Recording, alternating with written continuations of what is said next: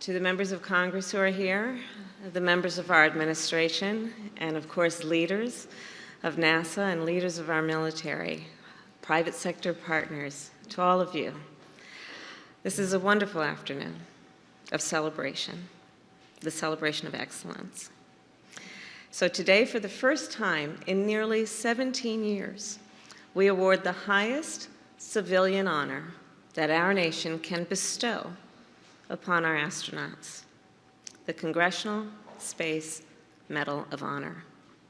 Today, we welcome two American heroes to the White House, Colonel Douglas Hurley and Colonel Robert Behnken.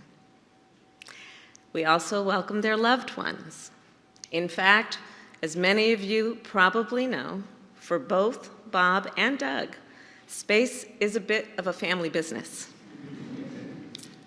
Doug's wife, Karen, has made multiple trips to the International Space Station, and Bob's wife, Megan, helped repair the Hubble Space Telescope.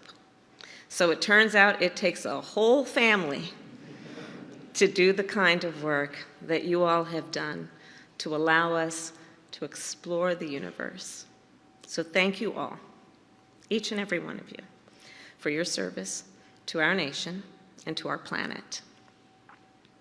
So early in the morning of July 21st, 2011, the Space Shuttle Atlantis touched down for the last time on the tarmac of the Kennedy Space Center.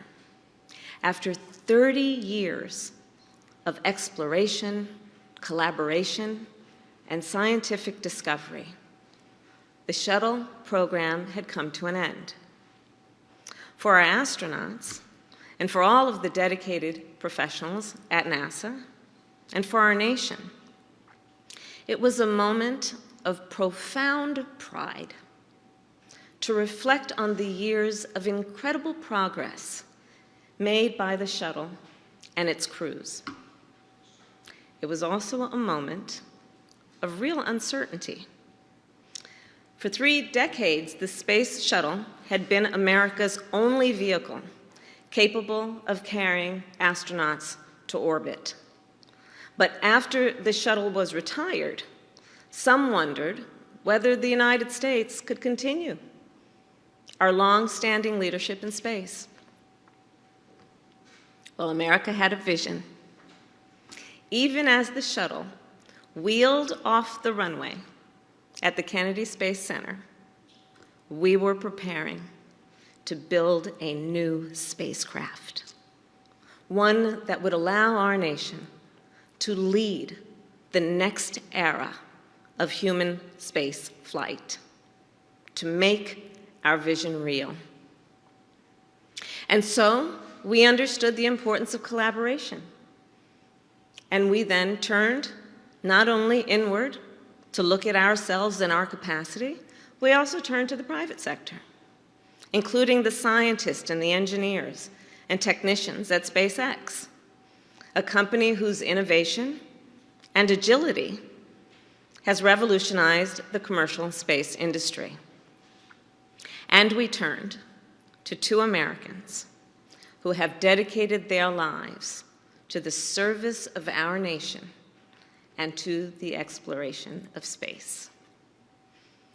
Bob Behnken, an engineer who helped assemble the International Space Station, a veteran of 10 spacewalks, and NASA's chief astronaut. And we turned to Doug Hurley, a fighter pilot, a test pilot, and the astronaut behind the controls of that final shuttle flight. Together, Bob and Doug and the SpaceX team worked for years to design a new crew capsule, aptly named the Crew Dragon. Every part of the capsule, from flight controls and emergency procedures to computer displays and cockpit layout, all of that shaped by Bob and Doug's decades of know-how. Once the capsule was built, Bob and Doug spent hundreds of hours testing thousands of flight scenarios. They understood the stakes of their work for our nation, for our world, and importantly, for the astronauts who would one day entrust their lives to the Dragon capsule. Last week, of course, our nation was reminded of the magnitude of that responsibility.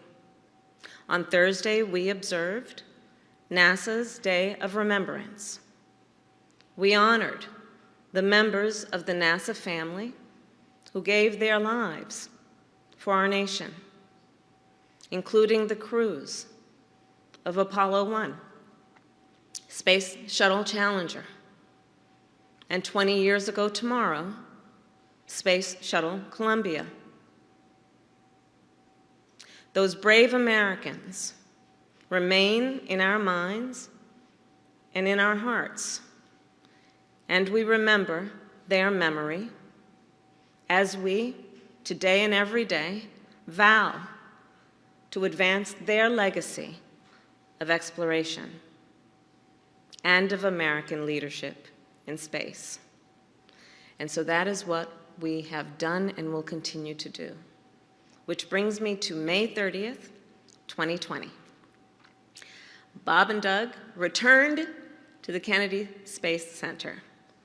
They suited up, they waved to their families, and they rode an elevator up nearly 20 stories. They strapped in to their seats and waited as the tanks beneath them filled with tens of thousands of gallons of fuel. And then they launched. Yeah, they did. Millions of Americans watched that day on the hills and sand dunes of Cape Canaveral, in living rooms, dorm rooms, classrooms across our nation. We watched Bob and Doug's rocket rise from the launch pad. We watched it climb into the sky and then disappear from our view. For the first time in almost a decade, we witnessed American astronauts launch an American rocket from American soil. And for the first time in history, we saw astronauts reach orbit in a capsule built and launched by the private sector. 64 days later, we celebrated as those astronauts splashed down safely off the Florida coast. Bob and Doug, together, have written the first page of a new chapter in the history of American space flight. Through their ingenuity and bravery, they have helped rebuild America's bridge to low Earth orbit and to the International Space Station, where we conduct some of our most significant and advanced scientific research. In fact, in April of 2021, on the second flight of the Dragon capsule, we saw Megan fly to the International Space Station on the Dragon capsule. And there she was. She flew in the very same seat as her husband and where he sat just a year before. Think about that. And by partnering with commercial companies to advance their space capabilities, these two and these families have enabled NASA to deepen its focus on exploration, to invest in the first commercial space stations, to return American astronauts to the moon through the Artemis program, and to go to Mars and beyond. In the coming years, there is no doubt hundreds of people will fly to orbit in the capsule that they helped to test and build. Career astronauts, and also entrepreneurs, educators, artists, and yes, even students. Folks who otherwise would have only been able to look up and wonder will now be able to go to orbit and help make real the incredible potential of space. And some of those future astronauts are in the audience right now. Today, we are joined by 3 engineering students. Where are you guys? Katie, Savion, and Hailu, who are 3 young leaders. I see you guys. 3 young leaders who were inspired by the work of these 2 extraordinary men, and who may one day stand on their shoulders.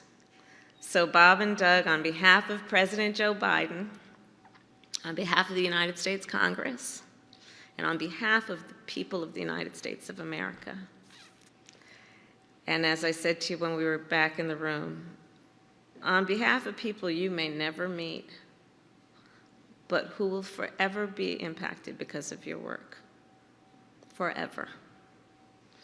It is my great honor to award you both the Congressional Space Medal of Honor. And now, the military aide will read the citations. Colonel Douglas G. Hurley, United States Marine Corps, retired.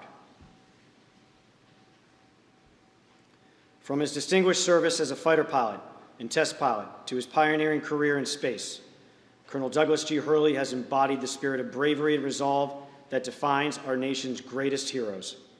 Colonel Hurley piloted the final mission of NASA's Space Shuttle program and served as spacecraft commander of NASA's first crewed commercial spaceflight mission, Demo 2.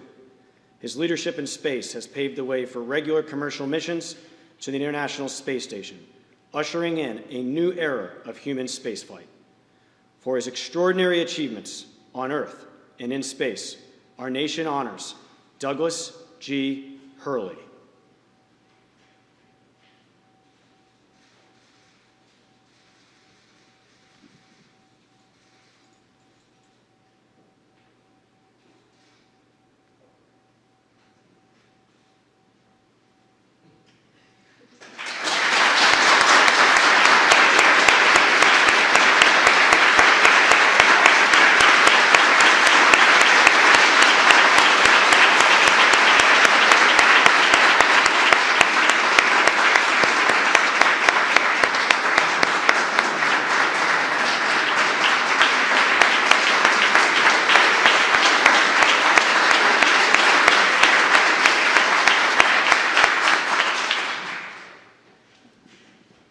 Colonel Robert L. Bankin, United States Air Force, retired. Colonel Robert L. Bankin has dedicated his career to advancing what is possible for humankind in space exploration. Before making history as Joint Operations Commander of NASA's first crewed commercial spaceflight mission, Demo 2, Colonel Bankin served our nation as flight test engineer and helped assemble the International Space Station. Through his courage and dedication, Colonel Bankin has accelerated the establishment of a new low Earth orbit space economy. For his pioneering accomplishments, which have helped extend humanity's reach in outer space, our nation honors Robert L. Bankin.